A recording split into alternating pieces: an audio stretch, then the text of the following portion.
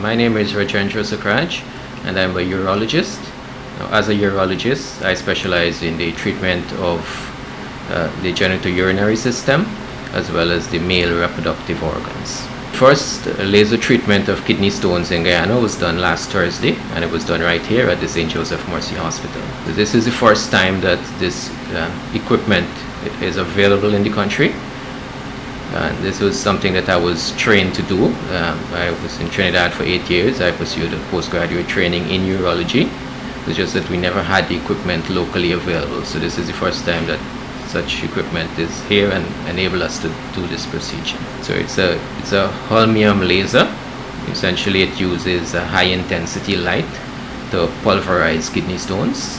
And what it permits is that the majority of kidney stones can actually be treated endoscopically, that is with the camera through the natural orifices, right? Avoiding the need for a cut on the belly or an incision on the abdomen, as you know, that's the proper term.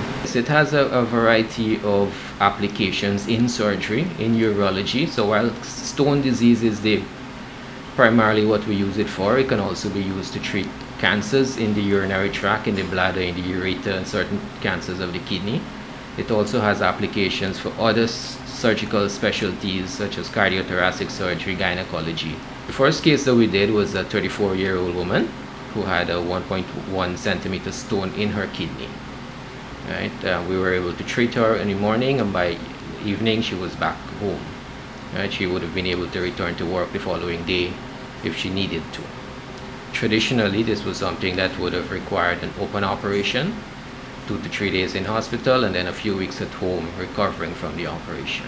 While this is really a small step for urology in the world, this is a service that has been available for decades around the world. This is actually a game changer for the treatment of kidney stones in Guyana, simply because the majority of patients can now be treated without the need for a cut on the belly. Kidney stone is very, very common. It is one of the most common conditions that we see, and it is about 11% of the population will be diagnosed with kidney stones in their lifetime. But it is disappointing that, decades after this technology is available worldwide, that it is now coming to Guyana. But I'm also, pleased to be able to advance surgical care in the country, right, and to be a part of that process.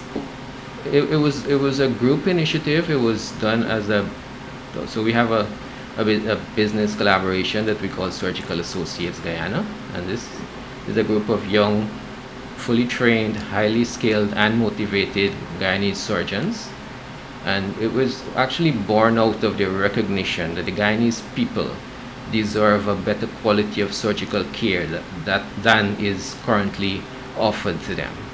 And a lot of times we have the skill set and we also have the equipment. It's just that for whatever reasons these services were not being offered. So that Surgical Associates Guyana grew out of that recognition and that need for a higher quality of surgical care in this country.